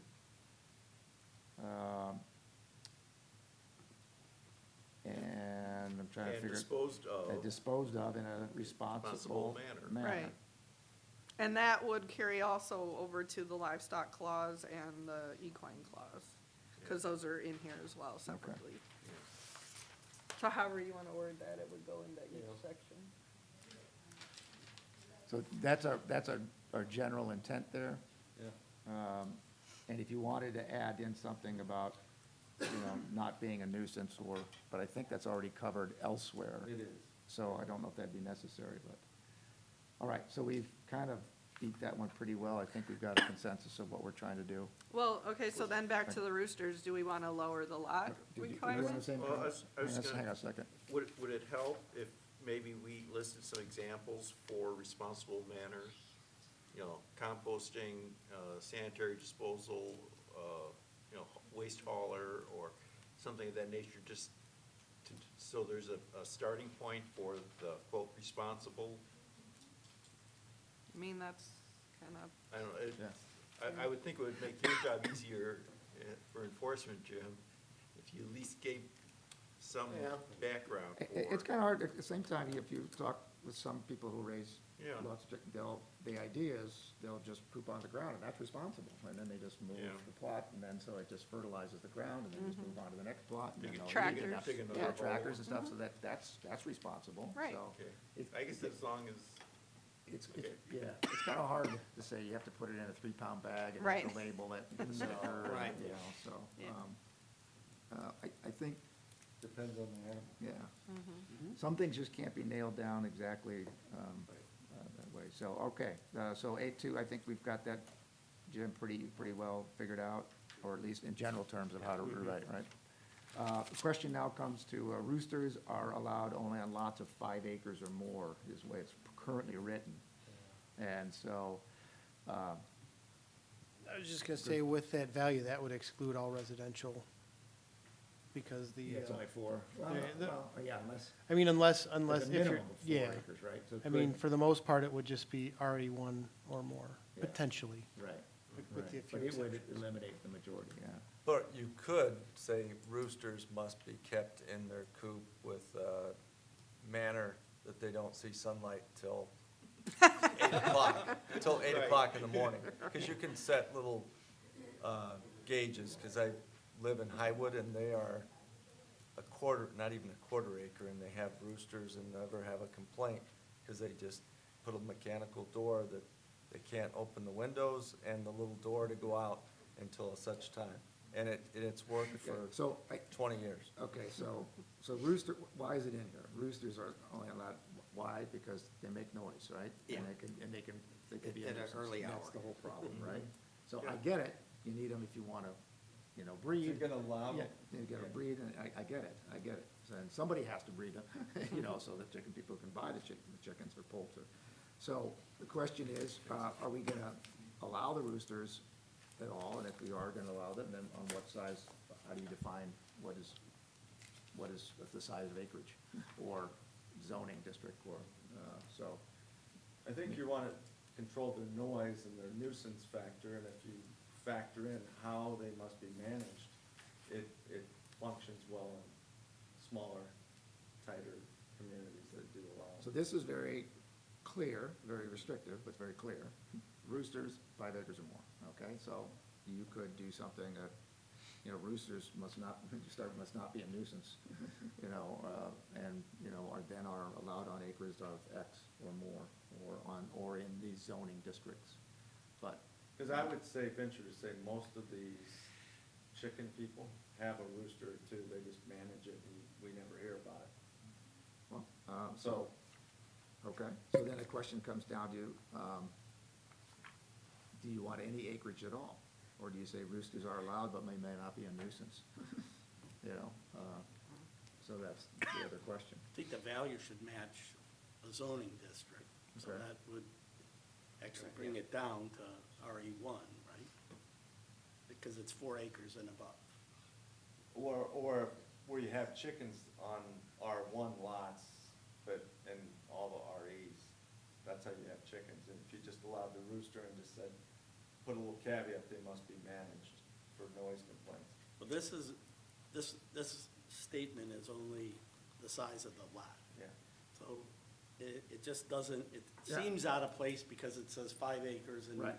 we're not using Somebody that could be value an RE anywhere else. Because somebody could have an RE1 with 4 acres and couldn't have it, but the guy with RE1 who has 5 acres can have it. So I see what you're saying. So the statement should be something to the effect that roosters are allowed only on lots of 5 acres or more unless acoustically managed. Something to that word. I would say, to follow on with Joe's thing, roosters are not allowed zoning of less, or allowed in RE1, which would be 4 acres, right? So you say roosters allowed in RE1 and must not be of a nuisance. How does that sound? RE1 or R1? I would say RE, which would be So- 4 acres. R1 is 10,000 square feet. But you have That's chickens roosters. down to R1. And Right. potentially, if we add all of the districts, that's down to R4. I'm just throwing stuff out for discussion, Right, so. yeah. I'm good with RE1. I just think it should be tied to a value that Okay. we view. Which is 4 acres, all right. What do you think, Chris? I guess I'd be okay with anywhere as long as it's not a nuisance. I mean, I Okay. have no issues personally, and this is me personally, I don't mind hearing a rooster, but what's the difference if, you have a goat that's making noise or a rooster that's making noise? I mean, it's, and once again, if we allow it down to R4, if the HOA doesn't want it, the HOA could implement a no rooster thing. So, I mean, that's a potential too, where, if the HOA, now then you do run into the issue of the few instances where maybe there is no HOA in a subdivision. But, I mean, I think, Right. There's a lot more of those than you realize, Chris. oh, I know, no, I know, but, I don't know. I mean, but that's just me personally. Okay. Terry, what's your thought on zoning? You have any ideas? You want to let all districts or just? Yeah, I What do you mean, think? if they can be maintained in a responsible manner, if you're going to allow chickens, I mean, a rooster is a chicken. I know it's, they're definitely It's a very noisier different. chicken, yeah. Yeah, but if you've ever heard a hen lay an egg, they're not quiet either. Okay. And honestly, I mean, I've had roosters hiding in a dark barn still crowing. I mean, they do what they want.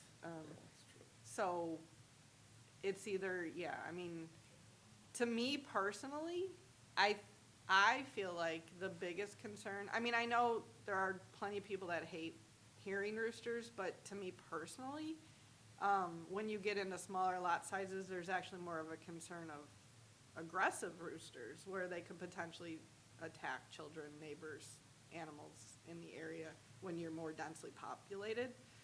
So to me, that's a bigger concern if they're not enclosed properly. You know, I don't think it's more so the size of the lot, because a rooster crow can be heard from a very, very far away. Yes. So, I mean, I think they just need to be maintained in a responsible fashion. Okay. Jim? I know, I'm tending towards, you know, like RE1, but, if we want to be able, if the management of it is going to be by exception, meaning complaints and nuisance ordinance, I guess, you know, I'll rely on, you know, letting, you know, the overall, use cover a wider area, let's put it that way. Right. How many complaints have we had in the last year of chicken rooster complaints at all? None that I'm aware of, but I've only been here since October. Haven't had any since. Had no complaints in the time I've been here. Yeah. So, So that kind of makes it sound like broader, Right. allowing them in more I districts. just hate would to be- have a law that prohibits them. Yep. Because then it just turns a neighbor fighting with a neighbor. You got chickens, but you're not supposed to have a rooster, and then we get into the fight. If the chicken's gonna be allowed in whatever district, I think the rooster would just be handled by a nuisance complaint. Because that's what happens to, in most cities that do have chickens. If somebody has a rooster that's a complaint, he becomes Sunday dinner. Does a constant barking dog? Just same way. Yeah, yeah, exactly. yeah. Yeah, so that, I'm actually looking at that right now. The village code does talk about harsh, prolonged, or unusual noise. And there are a number of standards to determine what noise nuisances are. They don't have to be unnatural noises. It can be animal noises. And it specifically says prolonged and incessant dog barking that is clearly audible by neighboring property owners is deemed to be prolonged or unusual noise. So I think any type of animal noise that is prolonged or unusual, or prolonged and incessant could also be considered a nuisance under the current version of the code, which is very common. We get a lot more dog barking outside complaints than we ever do chickens. Yeah, I mean, that's the thing, a rooster's not gonna literally crow nonstop. I mean, like a dog barking would be, so. They have a specific, usually, time of day that they like to do it the most. That's not to say they won't do it at other times, but it's not on the level of a dog being left outside just barking for an hour straight. Okay. Just out of curiosity, when you do have a noise complaint, whether it's a rooster or dog, who is responsible? Is it the police department or is it someone from code enforcement? Both. So both respond? The police will respond, determine it, and then they send code. Okay, In this community. yeah, okay. All right, so, the consensus I'm getting, not complete, but consensus I'm getting is that roosters will be allowed in all districts. That chickens are allowed. That chickens are allowed. Is the chicken. However, I mean, if you want to, I mean, it is separate but similar. I wouldn't be opposed to keeping, like, item 3 in there, say roosters are allowed as, how, you know, but are governed by the noise. I don't know if that's the right way to put it, but, you know, all chickens must be compliant with nuisance ordinances. Yeah. I think you just have to separate the two. The nuisance part, to me, is separate than the size that they're allowed. Yeah, and I think I would strike the size, so it's gonna be all, Okay. all, That's not something I would be in favor. okay. So and I know, I think two of them, I think the other people were, so we could put an asterisk on that one. So I could it's revisit. basically subject to nuisance complaints. And seeing that we're not having a lot of nuisance complaints or any Yes. nuisance complaints. But we that's don't have true. any, we don't know how many roosters we actually have. We could have only 2 and. Right. Oh my gosh, they're very loud. So- Yeah, yeah. All right, So, Yeah, you get an angry goat and they're freaking loud. all right, so my understanding of basically is three of us were in kind of agreement in that one, so it's still close, Right. but, so for item 3, we're gonna get rid of the acreage. Item X5A3, we'll get rid of the acreage requirement, and they're allowed in all zoning district, all residential zoning districts. Where chickens are allowed. Right, where chickens are allowed. Right, Jim? Yeah. Okay, all right. I think, okay, chicken, moving along, I don't have any other comments under chicken coops and runs. There was one comment I know that, and I think it gets down to B4B, which is a maximum of 1 chicken coop up to a maximum of 60 square feet in areas permitted. Additionally, chicken coops shall count towards maximum accessory structure square footage. So there was a comment that talked about having multiple.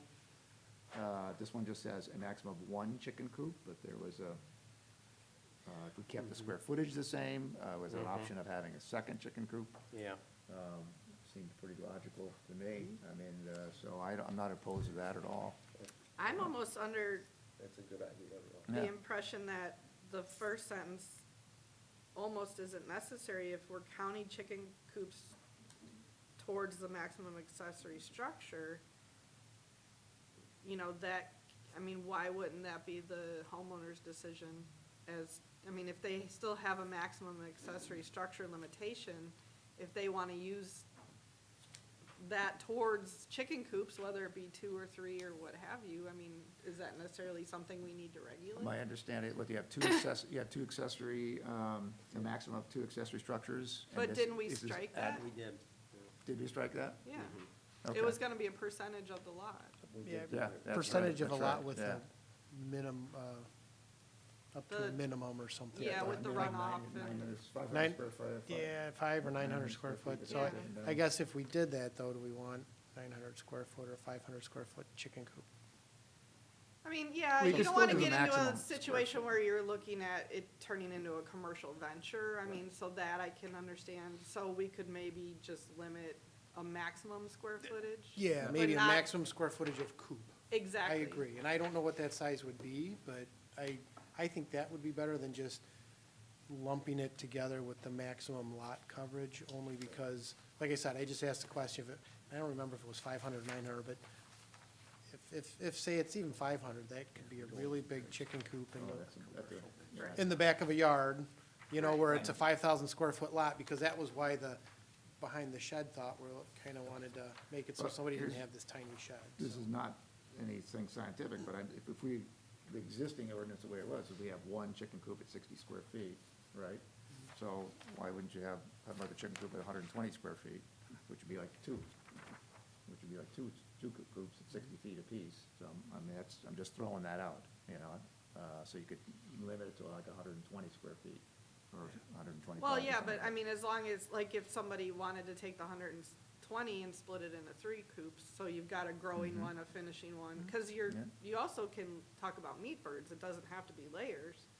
So they might, you know, however they want to manage that 120 square feet, however many Yeah, coops. yeah. I'm happy, I'm fine with Is that. there a That's true. ratio of bird per square footage when it comes to a coop, whether it's in meat bird or egg I mean, the laying 10 bird, square or- foot per bird is, Is that what it is? Okay, Yeah. I just didn't know. Okay. So I was just thinking if you look at that and then you look at maybe the number we're allowing in some I mean, areas, maybe you can start to, I don't know. You can get not away to try to with make it too 8. complicated. I mean, but 8 is not unreasonable, you know. I'm just thinking that maximum, or that maximum should probably coincide with when we start limiting the number of birds, you know, or if we are, you know.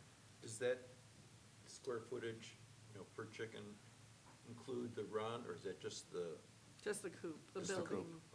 Not the enclosure. If you limit the coop square footage, you're limiting the number. Yeah. It's a backhanded way of. Yeah. And then we don't have to count them. Yeah. We just Sure. limit the size of the coop, the space. All All right, so I guess the question then would be, do we pick a number? Like, because it was 60 square foot was what the current is right now for one coop with 60 square feet. Yeah, but kind of, again, going back to, if you've got a 5-acre lot and the biggest coop you can have is 60 feet, I mean, seems a little unreasonable. Okay, so what is the purpose of having chickens? It's a rhetorical question, but taking a step back and looking at the idea of having chickens is, are we having a business? Or are we having something for our own home? Is that's, so if it's a Yeah. business, that's a whole different thing. Well, I mean, if you have, Livestock, you've got more freedom. right, If I it's mean, F.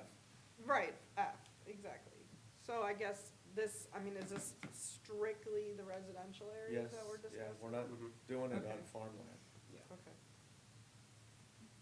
So 120 would be a good way to. Yeah, It's a good starting, it's not a hard number, but I think it's a good Right. starting spot, yeah, so, that's fine, okay? that's reasonable. All And right. that lets people manage to what their Right. needs are, Sure, Okay, without becoming a commercial in a residential area. right. all right. Okay, all right, so we've got, that was A, B, I lost where it was. B. Oh, A, B, 4B. 4B, A, B, yeah. 4B, yeah. That's maximum of one chicken coop. So we just have a maximum of 120 square feet, okay? All right. All right, very good. I think that's it with chickens. Does anybody else have any comments? Just looking ahead, we've got almost rounding things out here. Equines.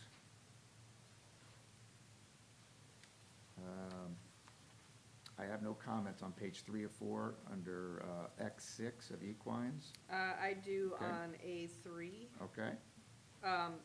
Such enclosures shall be a maximum of 7 feet in height. When you're talking about larger breeds, that's not realistic. Okay, I was thinking, don't we have some stipulations on being X amount of height with, relative to the main residence or something to that effect? Not that I can recall. So this is the max height for the enclosure, it's not the building. It's not the building. It's not just like the fence. the fence. Okay. yeah, the paddocks are the fenced enclosures. Yeah, It's not not the the shelter, Not but the shelter enclosure. area. Okay, well, yeah, Is that fine? I didn't read. Someone, Yeah. there's a public comment before, they thought the fence height was It's only like too low. 5, Yeah, yeah, this it is was way too low, right. So this, I found 7 foot in a couple horse-friendly communities, and one of them, or more than one, had up like a 7 foot. Okay, yeah, it was late when I was reading this. I have a question on A7, Yes, which goes back to my earlier comment tied to the chicken waste.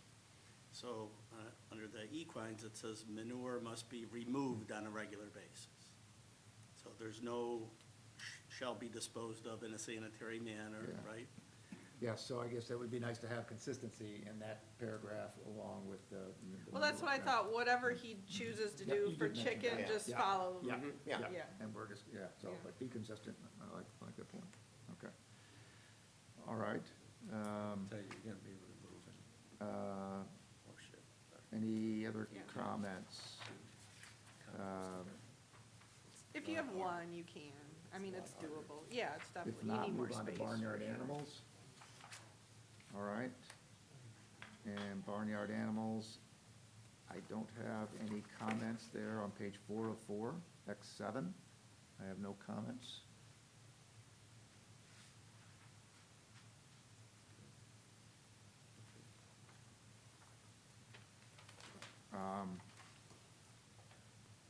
My only question, Jim Brown, is the aquaponics that you cut, I think that's a cut and paste in there, I think you said.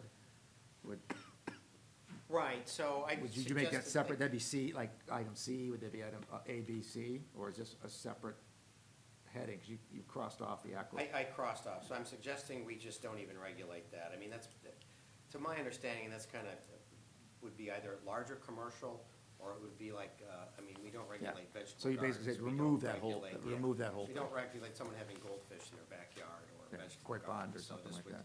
So why, there's no impact on, aquaponics at a residential scale on Right, neighboring property. okay. We're talking about manure, we're not talking about noise, so why regulate it?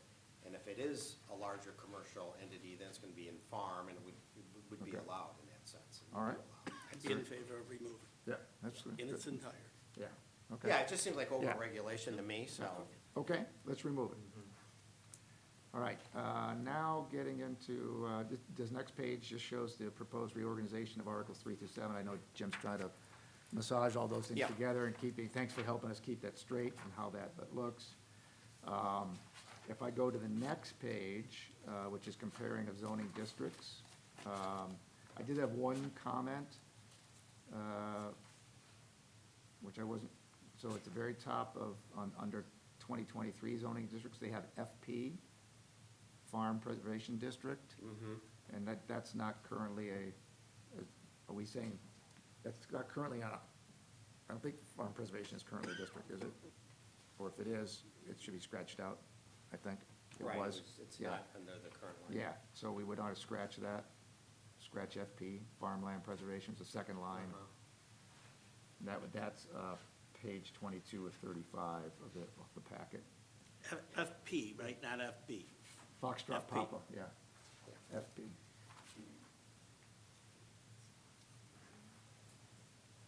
Okay, that's all I had on that. I Yeah. think the point being, it could be, if it's farmland, it's gonna be zoned as farmland, and the fact that it's got a county designation that's meant for farmland preservation, it's still, in a zoning sense, you can do everything on that farm preservation as you could on farming. So there's no need. Yeah, but there's no reason to, as a zoning code, to have a farm preservation code. District. District, Yeah. because it's the same as farming, for your allowance to. For manage zoning it. purposes, for Yes. zoning purposes. Yes, sir. Yes. Yeah. On that same page, why would we have a research and development district in the village? I believe that was from the Caneros report, was that? Yeah. I think that was from the existing, so. It makes no sense to me to have a zoning district for research and development. It's sometimes to provide for more limited commercial uses in a commercial district. I mean, the village's current commercial districts are fairly small already, and mostly built up.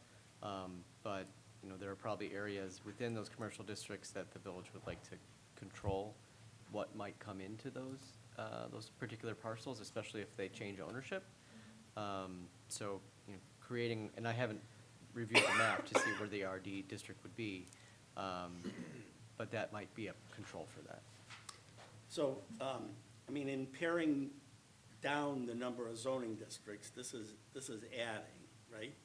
So, the research and development district, why would that fall under commercial instead of business? Why is it grouped under commercial? Yeah. If you take a look at the purpose of the district, go back to Article 3. Yeah. I can't find it now, so. Research and Development District. The purpose of the RD district is to accommodate research and development facilities and large office structures that may include lighter industrial uses. That's the purpose, that's the purpose of it.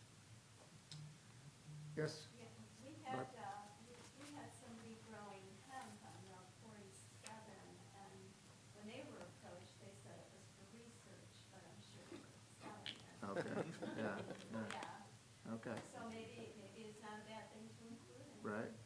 I think it's be prepared for the future, so, And yeah, there's, 47's gonna Right. be built down. it will. Yeah. Yeah. Very good point. Going back to the district concepts, open space, isn't open space really like an overlay district rather than a specific area? Well, you could have forest preserves or parks or, I'm not sure what the township open I mean, space it's not a is being used. district, It can be, I mean, it's, I wouldn't say it's super common, but other zoning ordinances will have some type of open space district. It's just open, it's, could be a forest preserve, park area for more passive recreation, not necessarily ballparks or anything. You know, I see it more on a parcel by parcel basis rather than a district. I think, aren't we trying to just take that, all those different types of parcels, where the township or, you know, Yes. and then put them All- under one Yes. zoning? So it's an overlay. No, It'd be, They're not contiguous. well, they They might don't not be necessarily have to be. contiguous, but they were contiguous, but they were on the same classification for zoning, is the way I look at it. Yeah. So I look at, okay, that's kind of an open space, this is a different kind of open space. That's a similar but different kind of open space, but they all be controlled by the same zoning. sure. That's. I the way like the look similar at it. but different. Yeah. Okay. So the township open space is passive and active, they're not separate. Right. We are approaching our 8:30, but I think we're almost ready to wrap things up. But I think I'd like to extend 15 minutes, just because I know there's a couple of administrative things I'd like to talk Okay, about. yeah. And I'd just like to wrap up this here as if we could, okay? We do have a speaker that came in, after. And we will make, okay, we'll make time for that, for this, well, thank you. Yes, okay. I'm gonna press on through the next, basically just the residential state, it's just a comparison of what. Yeah. The next thing, so Yeah. there's really not, but it does show some of the differences, which I do like, between 2014, 2023, so that helps clarify Right. it, so nice job, Jim, thank you for that. And I'm just going through, like, charts, and then basically you just laid out some nice pages Well, in that- describing what you did, so. Okay, Yes. In that, the comparison table, Mm-hmm. on the 2014 ordinance, under expressly prohibited uses, we got those, there's nothing shown for 2023. It's prohibited. There wasn't anything in the code, that's the way the code reads. So it's okay to park boats now. Might be in the code someplace else, but it's not in the use matrix. There's a use matrix that was used in 2023. It was just a outline list in the previous ordinance, and that's just the way it read, so. But it might be prohibited someplace else. Okay. We'll get into this, that's our next big chapter is on uses, the permitted and special uses in each of the Okay. So we will districts. cover that We'll then? wait. Well, yeah, Okay, yeah. all right, This all right. was just kind of priming. Okay. In case Fine, anyone okay, had any okay, questions very good. about, what are the differences in the districts, I wanted to have that in there now. But All the right. next meeting will cover Okay. that use table or use matrix for all the permitted special uses in all of the zoning districts, so. All right, very good. So a couple items I'd like to talk about real quick is, one is this next few meetings that we're gonna have. And I know a question did come up to me, and I think Jim alluded to it in his comments at the very last thing he sent today on the mail, which shows our progress of where we are, and kind of like how much longer is this gonna take, and, that we don't know exactly. But looking at the next few meetings, we've got 2 more meetings in May, and then trying to do some planning for the summer, what would be the consensus of meeting once a month in the summer of June, July, and August be? I'll just throw that out there. Or do you wanna I'd be in continue? favor of that. You'd be in favor of once a month. So I don't have the schedule set, but we don't have to set the schedule now. But I'd like to, in the next meeting, try to set the schedule for the summer if we can come to a consensus. Yeah. And perhaps some that want to just plow through it, but others might want to. Are you gonna meet define once a summer month. as May, June? or June, July, and August. That's how the village board. June, does July, it. and August, those 3 months. So as a potential, so think about it. I know I cannot make the meeting on June 12th, so we could move it up a week, or we just skip that one and then meet on the later one. So that's one option. But maybe you can look at your schedules, and when we meet next time, we could, we will meet both times in May, and we'll see about what we want moving forward, either adjusting the schedules. We can meet twice a month if we want to, but there's also some input that maybe meeting once a July and August. You said the village over the summer only meets once a month On instead? June, July, and August. Okay, well, we should be no different. So, all right, so, but, anyway, that's not, we'll just come prepared for the next meeting to do that, all right? Thought there was something else, but I think that is all I have. So with that, then, was it Mark Falk? Yes. Would you like to speak for 3 minutes, sir? Yeah, it won't take long. Okay.